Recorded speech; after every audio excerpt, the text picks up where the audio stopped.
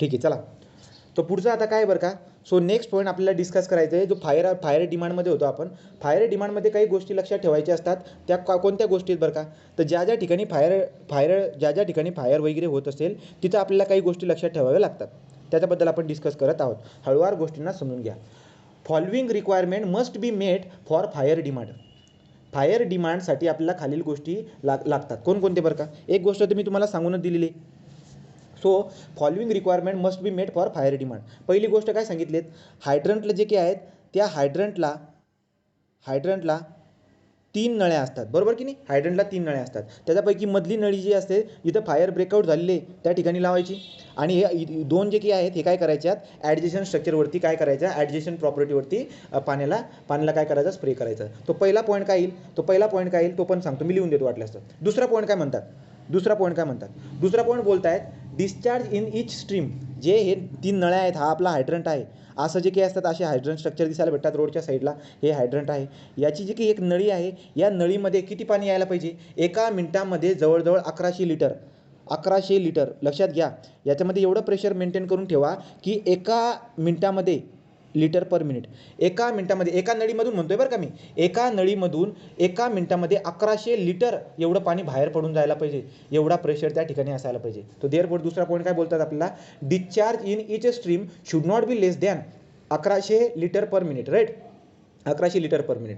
तिसरा पॉईंट काय बोलतात की जे हे फायर हायड्रंट आहेत, या फायर हायड्रंटमध्ये प्रेशर असतो, बरोबर आहे. हा जो काही फायर हायड्रंट असतो त्याची इमेज गुगलवरती तुम्हाला दिसायला भेटेल. लेक्चर झाल्यानंतर कुठेतरी नोट करून ठेवा की आपल्याला काय करायचं आहे, फायर हायड्रंटची इमेज बघायची आहे. ठीक आहे. तो जे फायर हायड्रंट असतं त्या फायर हायड्रंटच्या ठिकाणी प्रेशर असतो. प्रेशर आपण हेडच्या टर्ममध्ये पण दाखवतो. म्हणजे काय समजून सांगतो बघा. याच्या खाली पाणी आहे, तो पाण्याला जे आपण प्रेशरमध्ये ठेवतो का, कारण की जर का फायर ब्रेकआउट झाली ना तर त्या फायरला विझवण्यासाठी तिथपर्यंत तर पाणी पोहोचायला पाहिजे ना. जागेवरती त्याची ओपनिंग जर खोलून दिली ते पाणी तिथल्या तिथेच पसरेल. आपण नळीला जोडून जे काही आहे दूरपर्यंत पाणी नेणार आहोत, तर त्यामुळे जे काही आहे प्रेशर असायला पाहिजे. मग प्रेशर किती असायला पाहिजे बरं का, प्रेशर जो असतो तो 12 ते 15 मीटर. 12 ते लिहू नका कोणी, फक्त समजून घ्या. 12 ते 15 मीटर, 12 ते 15 मीटरचा प्रेशर असायला पाहिजे. म्हणजे काय बरं का, समजा ही एक नळी मी घेतली आणि या नळीला जर का समजा मी एखाद्या बिल्डिंगला, ही बिल्डिंग आहे, याची हाईट आहे 12 ते 15 मीटर. आणि इथं कुठे रस्त्याच्या कडेला ना हायड्रंट होता, छोटासा हायड्रंट आहे, जास्त हाईट दाखवून दिली मी, छोटासा असा हायड्रंट राहणार आहे. याच्यामध्ये पाण्याचा प्रेशर राहणार आहे. जर समजा इथं कुठेतरी जर का समजा इथं फायर ब्रेकआउट झाली टॉपच्या याच्यावरती, तर काय होईल माहिती आहे का, इथून जे नळी काढेल मी, ही नळी इथपर्यंत अशी नेईल मी वरती, राईट. आणि ह्या हाईट किती होती, 12 ते 15 मीटर. म्हणजे काय, या ठिकाणी एवढा प्रेशर होता किती, की जर का समजा तुम्ही नळी कनेक्ट केली ना तर लगभग 12 ते 15 मीटर उंचीपर्यंत पाणी पोहोचून जाईल डायरेक्ट. काही मोटर न लावता 12 ते 15 मीटर उंचीपर्यंत पाणी ऑटोमॅटिक एवढा प्रेशर त्या ठिकाणी आहे. त्यामुळे आपण काय बोलतो की मिनिमम एनर्जी किंवा मिनिमम हेड जो अवेलेबल आहे, याला हेड बोलणार मी, ते किती असायला पाहिजे, 12 ते 15 मीटर. तो 12 ते 15 मीटरचा एवढा हेड अवेलेबल असायला पाहिजे 4 to 5 हवर्ससाठी. मी 3 पॉईंट बोललो, तुम्ही पटपट ते 3 पॉईंट लिहून घ्या. वाटल्यास मी तुम्हाला नवीन समजून सांगतो, म्हणजे आपली फायर डिमांड कंप्लीट होऊन जाईल. तो बघा आता, तो द फॉलोइंग रिक्वायरमेंट पटपट लिहा. Following requirement must be met. Following requirement must be met for fire demand. एक नंबर कोणकोणते बरं का, पहिला आहे 3 jet stream are simultaneously thrown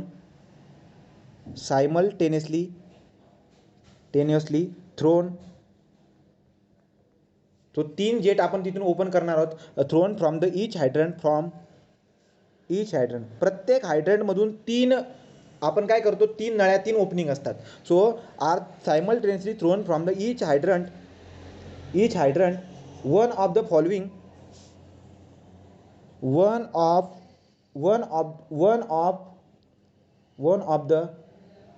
of the burning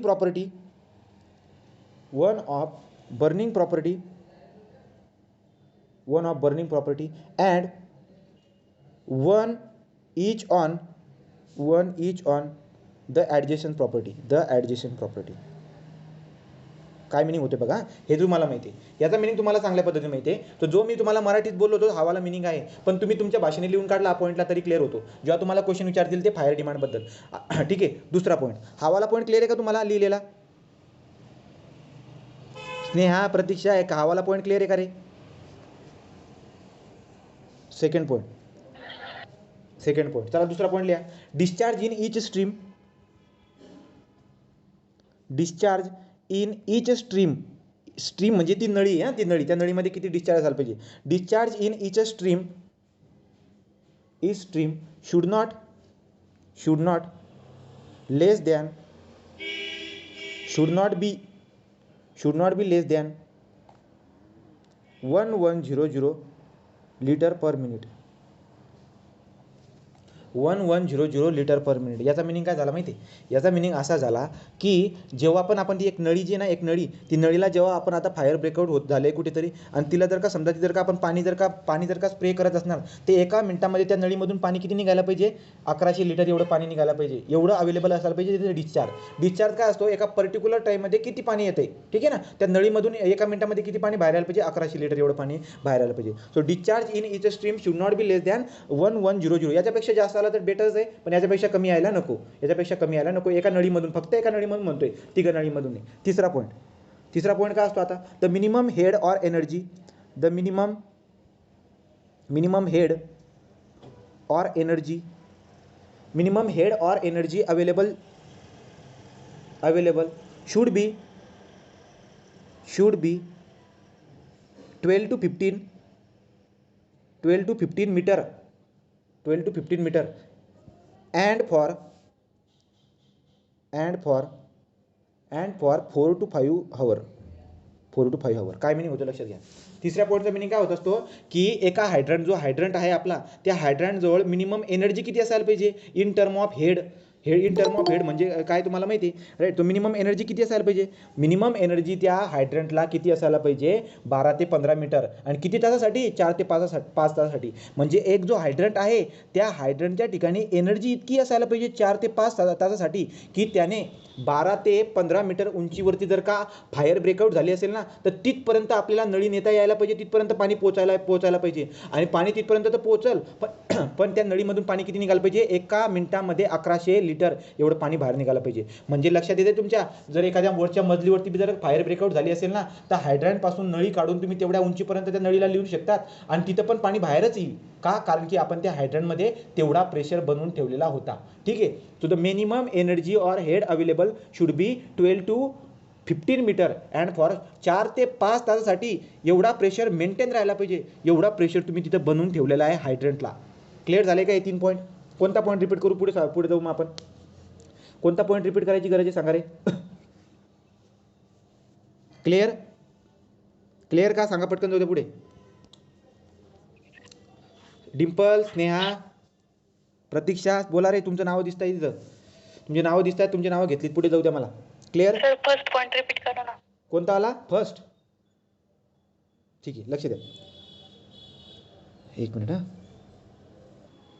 ठीक आहे. हे बघा, लॉसेस आणि थेफ्ट बघितले आपण. तो लॉसेस आणि थेफ्टमध्ये आपण काय बोललो की पाईपलाईन लीक झालेली असते, प्लंबिंग सिस्टीम खराब झालेली असते, राईट. यांच्यामध्ये पण बरंचसं पाणी वाया जात असतं, त्याला आपल्याला कन्सिडर करावं लागत असतं. टोटल डिमांडच्या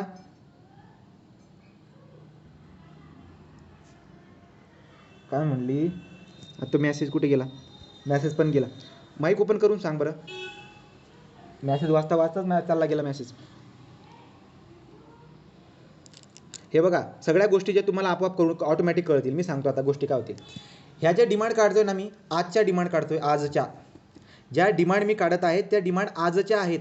आजच्या डिमांड आपण जे की आहेत, आपल्याला पुढे जाऊन तुम्हाला डिझायनिंग पिरियड सांगायचा आहे. मला पाईपलाईनच्या ज्या पाईप हे करतो ना मी, वॉटर सप्लाय स्कीममध्ये जे पाईप आपण ले करतो, ते पाईपचा आपल्याला पिरियड लक्षात घ्यावा लागत असतो. त्या पाईपला मी ना 10 ते 15 वर्षासाठी डिझाईन करतो. मग मी काय लक्षामध्ये घेत असतो? लक्षात घ्या, लहान बाळ असतो का ओल्ड पीपल असतो, आपण सगळ्यांना कन्सिडर केलं आहे. आपण असं नाही केलं की अडल्ट घेतले म्हणून फक्त अडल्ट नाही, जेवढी काही पॉप्युलेशन होती, पॉप्युलेशनमध्ये सगळे येत आहेत, लहान बाळं, म्हातारे लोक, सगळे पॉप्युलेशनमध्ये सगळे येत आहेत. ही जी कम्युनिटी आहे, या कम्युनिटीमधली पॉप्युलेशन मेजर करणं म्हणजे सगळे येत आहेत ना याच्यामध्ये. आता 2011ची मी लोकसंख्या मेजर केली, तर 2011ची जेव्हा लोकसंख्या मेजर करतोय, मग मी लहान बाळांना किंवा म्हातारे लोकांना सोडून देतो का? नाही, मी ओल्ड ऑर जे काही चिल्ड्रन असतील सगळ्यांना कन्सिडर करतो ना. तो पॉप्युलेशन मेजर करण्याचा तरीका आपल्याला माहिती आहे. पॉप्युलेशन आपण कशी मेजर करतो ते आपल्याला माहिती आहे, राईट. पॉप्युलेशन जी येते त्या पॉप्युलेशनमध्ये सगळी पॉप्युलेशन आहे आणि त्याला कन्सिडर करून आपण ही टोटल डिमांड काढलेली. सो टोटल डिमांड किती आली मग आता? Total demand is equal to 250 to 350 litre per capita per day, right. तो हा एक शहर आहे, या शहरामधली लोकसंख्या काहीतरी पी आहे, याच्यामध्ये सगळे आहेत, याच्यामध्ये सगळी लोकसंख्यामध्ये सगळे आहेत. तो एवढी जर का समजा ही सिटी आहे, याची पॉप्युलेशन जर का एवढी असेल, तर एका व्यक्तीला 250 ते 350 एका व्यक्तीला म्हणजे एवढी पाण्याची गरज नाही भासत. पण तुम्हाला कळतं आहे का, मी सगळ्यांना एकत्र करून बोलतोय. मग जेवढी लोकसंख्या असेल त्यांना जर का मल्टिप्लाय तुम्ही 250ने केलं समजा, तर या शहराची पाण्याची गरज किती आहे ती निघून जाईल. तर total demand of the city or the total demand of the community is equal to population into total demand. Population into total demand in litre per capita per day, आणि त्याची व्हॅल्यू किती आहे? 250 to 350 litre per capita per day. Repeat कुठून करू सांगा? Clear झाला का point? Point clear झाला का रे? Yes sir. चला पुढे जाऊ.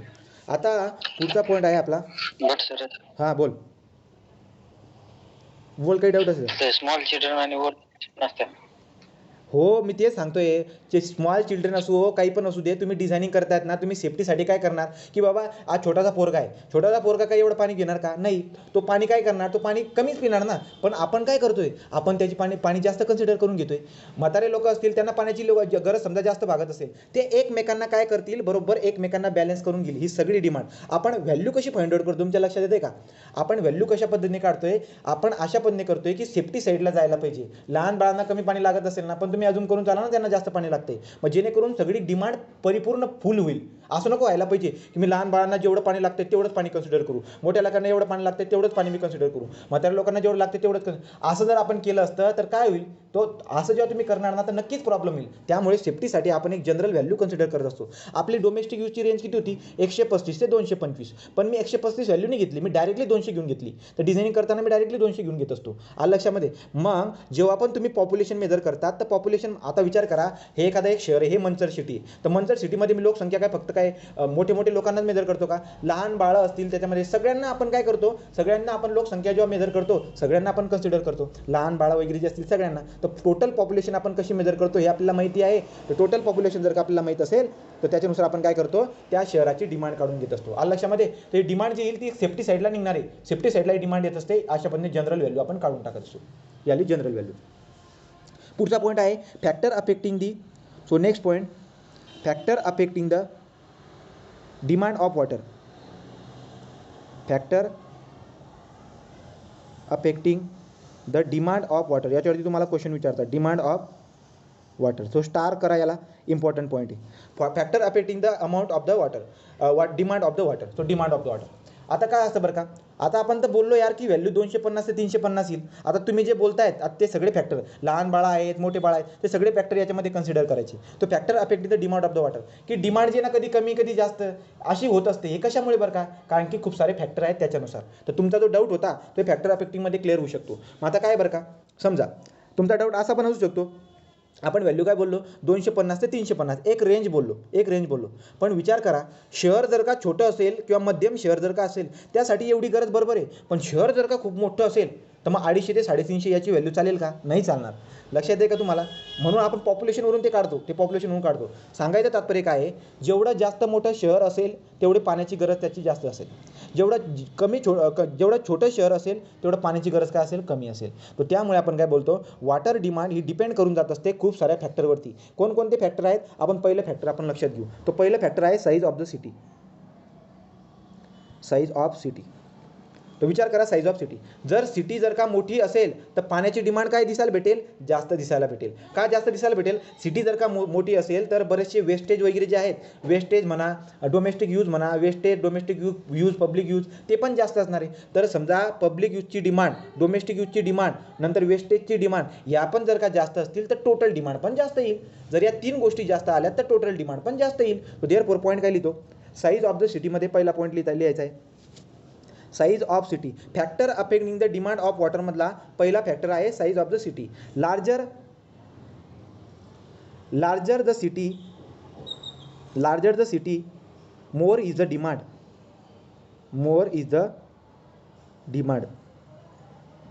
So more is the demand.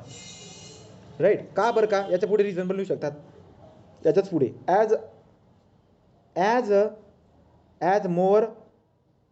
as more is the wastage and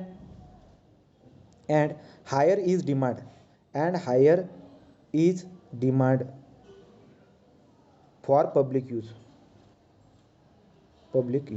तर जेवढं लिहिता येईल तेवढं तुम्हाला लिहिता येईल. काय बोललो बरं का मी, की लार्जर जर का सिटी असेल तर गरजा पण जास्त दिसायला भेटतील, पब्लिक यूज पण जास्त, पब्लिक यूजची डिमांड, वॉटर डिमांड जास्त असेल, डोमेस्टिक यूजची वॉटर डिमांड जास्त दिसायला भेटणार आहे, वेस्टेज जे की आहे ते पण जास्त होणार आहे. तर या जर का समजा जास्त असतील तर टोटल डिमांड मोठ्या शहरासाठी जास्त निघून येईल. Right. So larger the city more is the demand. हा झाला पहिला factor, size of the city. दुसरा फॅक्टर आहे क्लायमेट कंडिशन. आता काय क्लायमेट कंडिशन कसं अफेक्ट करणार, सिंपल आहे. आपल्याकडे वेगवेगळे सीझन असतात, उन्हाळा, पावसाळा, हिवाळा. राईट. आपण कन्सिडर करू, समजा उन्हाळा लक्षात घेऊ, समर सीझन आहे, समर. तर समर सीझनमध्ये काय होत असतं बरं का, समर सीझनमध्ये जर बघायला गेलात, क्लायमेट चेंजवरून बोलतोय मी, ठीक आहे. वॉर्मर जर का क्लायमेट चेंज असेल तर वॉटरची डिमांड जी की आहे ती आपल्याला काय दिसायला भेटेल, जास्त दिसायला भेटेल. So warmer is the climate, higher is the demand. का बरं का, जर का समजा वॉर्मर म्हणजे गरमी जर का असेल तर गरमीच्या केसमध्ये लोक 2-2, 3-3दा आंघोळ करतात. सकाळी बी करा, नंतर जॉबवरून आल्यानंतर संध्याकाळी पण आंघोळ करा, दुपारी पण करा. तो गरमी जेव्हा असते तेव्हा जी की ना पाण्याची डिमांड जास्त दिसायला भेटत असते. म्हणजे सीझननुसार उन्हाळ्यामध्ये पाण्याची गरज जास्त दिसायला भेटेल, हिवाळ्यामध्ये पाण्याची गरज कमी दिसायला भेटेल, पावसाळ्यामध्ये पाण्याची गरज कमी दिसायला भेटेल. तर याच्यानुसार जे ना ही वॉटरची डिमांड जी ना अशी अफेक्ट करत असते. दुसरा पॉईंट कोणता उचलला आपण, क्लायमेट कंडिशन. आता क्लायमेट कंडिशनमध्ये मी काय लिहितोय, तो इथे लिहितोय मी क्लायमेट कंडिशनमधला पॉईंट. क्लायमेट कंडिशनमध्ये लिहायचे warmer is the climate condition,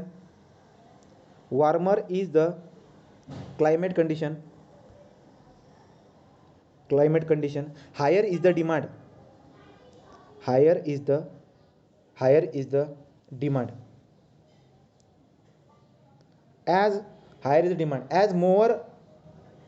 as more is domestic water, more is domestic water demand,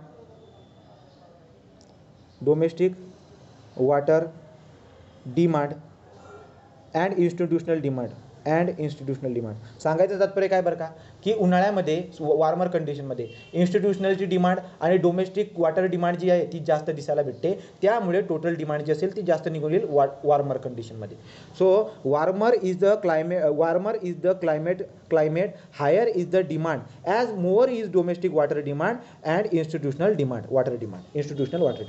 clear झाला दुसरा पॉईंट क्लायमेट कंडिशनचा. दुसरा पॉईंट क्लिअर झाला का बोला. तिसरा पॉईंट उचलतो, extent of industrialisation.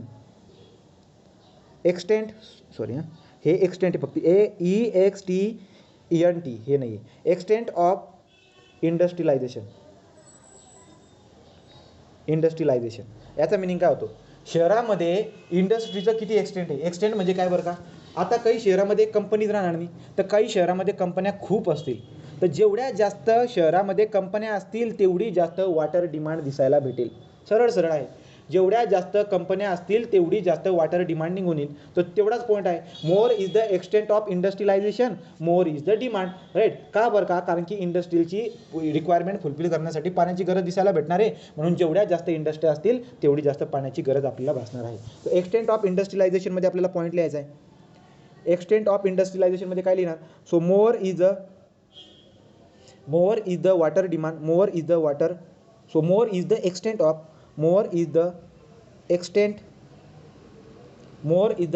Of industrialisation, more is the demand. ठीक आहे, मोर इज द डिमांड. तो बस एवढं पॉईंट बी लिहिला तरी खूप झालं. एक्सटेंट ऑफ इंडस्ट्रियलायझेशन, जेवढ्या जास्त इंडस्ट्रियलायझेशनचा एक्सटेंट असेल, म्हणजे जेवढे जास्त इंडस्ट्री असतील तेवढी पाण्याची रिक्वायरमेंट पण काय होऊन जाईल, जास्त होऊन जाईल. चौथा पॉईंट झाला. तर तिसरा फॅक्टर झाला. चौथा फॅक्टर आहे आपला आता type of sewerage system. Type of sewerage system काय असते बरं का आता टाईप ऑफ सिवरेज सिस्टीममध्ये. तर तुमच्या लक्षामध्ये येईल एखादी कम्युनिटी किंवा एखादी जी सिटी आहे तिच्यामध्ये जी आपण सिवरेज सिस्टीम प्रोव्हाइड केली. सिवरेज म्हणजे काय, घरामध्ये असणारे जे काही आहेत किचनचं वेस्टेज, बाथरूमचं वेस्टेज, टॉयलेटचं वेस्टेज, या सगळ्यांना जे काही आहे या सगळ्यांना कॅरी करण्यासाठी, या सगळ्यांना कॅरी करून आपण कुठे नेतो, वेस्ट वॉटर ट्रीटमेंट प्लांटवरती नेत असतो. तर यांना कॅरी करण्यासाठी आपल्याला काय दिसायला भेटते बरं का, सिवरेज सिस्टीम. विचार करा आता गावाकडे जे काही असतात लोक जे काही आहेत लोकांचा पाण्याचा वापर कमी दिसायला भेटतो. कारण की ते काय करतात, त्यांच्याकडे सिवरेज सिस्टीम नसतात. त्यांच्याकडे सिवरेज सिस्टीम नसतात. त्यांचा जो डोमेस्टिक जो वेस्टेज असेल ते काय करतील, घरामधला केर कचरा उकरड्यावर टाकून देतील. जे भाजी वगैरेचे असतात ते धुणं वगैरे ते जमिनीवरती हे करून टाकतात, राईट. आणि त्यांना जर का समजा बाहेर जायचं असेल तर त्यांचा एरिया वेगळा असणार आहे, तो तिथं पाण्याची रिक्वायरमेंट कमी निघून येत असते. पण जिथं सिवरेज सिस्टीम तुम्ही प्रोव्हाइड करून टाकले शहरामध्ये, तिथं पाण्याची रिक्वायरमेंट काय येणार आहे, जास्त येणार आहे. सो कम्युनिटीमध्ये जर का समजा आपण सिवरेज सिस्टीम प्रोव्हाइड करून ठेवलेली असेल तर पाण्याची डिमांड काय असणार आहे, जास्त येणार आहे. तुम्हाला कळतं आहे का, शहरामध्ये आणि गावामध्ये पाण्याची रिक्वायरमेंट कमी काय येईल, कारण की तिथे सिवरेज सिस्टीम प्रोव्हाइड केली नाही. सिवरेज सिस्टीम म्हणजे काय, घरामधलं जेवढं काही वेस्टेज असेल ते कॅरी करण्यासाठी पाईपलाईन असतात. ते पाईपलाईन जमिनी खालून काय करून आपण काय करतो, एक त्याचे सगळं जे काही ते सगळी जी घाण आहे ती सगळ्यांना आपण कुठे पाठवतो, सगळ्या घाणला आपण नाल्यामध्ये पाठवायचं किंवा त्या घाणला आपण वॉटर ट्रीटमेंट प्लांटवरती पाठवतो. कोणत्या, वेस्ट ट्रीटमेंट प्लांटवरती, की त्याच्यावरती दुरुस्त करून मग आपण नदीमध्ये ते सोडत असतो. ती पुढची गोष्ट आहे. ठीक आहे, तर हा पॉईंट काय लिहायचा लक्षात घ्या, टाईप ऑफ सिवरेज सिस्टीम. याच्यामध्ये लिहायचं टाईप ऑफ सिवरेज सिस्टीममध्ये पहिला पॉईंट, टाईप ऑफ सिवरेज सिस्टीममध्ये आहे for community having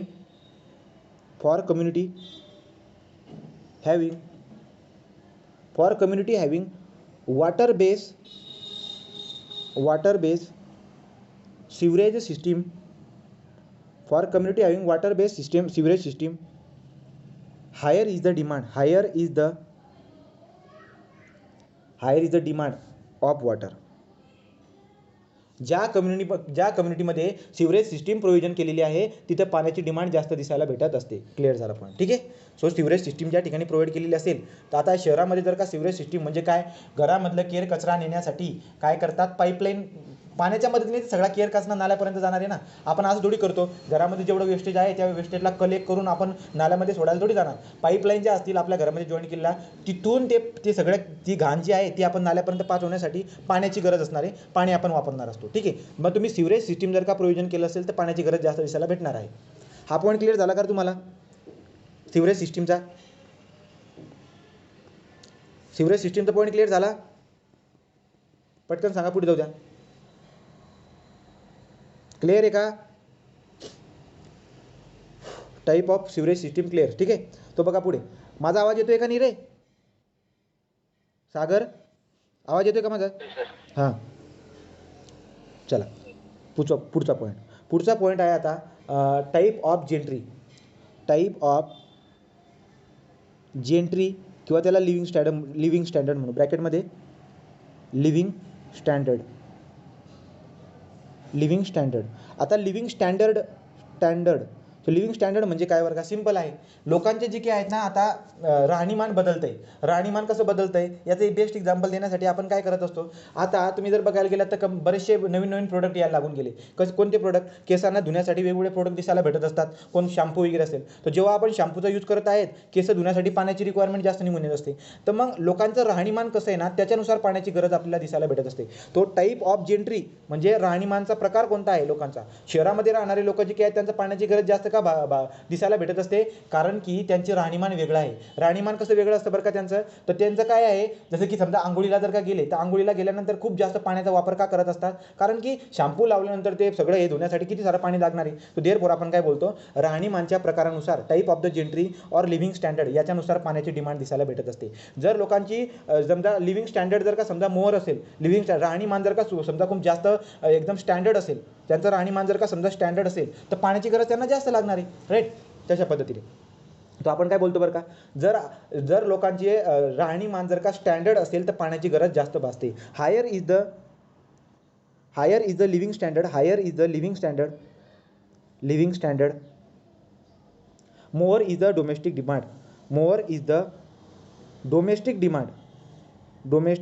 demand therefore more is the total demand. More is the total demand. More is the total demand. Clear झालं का. Higher is the living standard, more is the domestic demand, therefore more is the water demand, more is the total demand. ठीक आहे, तो हा वाला point पण clear होऊन गेला. पुढचा पॉईंट काय आहे, cost of the water. So 6 factor affect the water demand, that is cost of the water.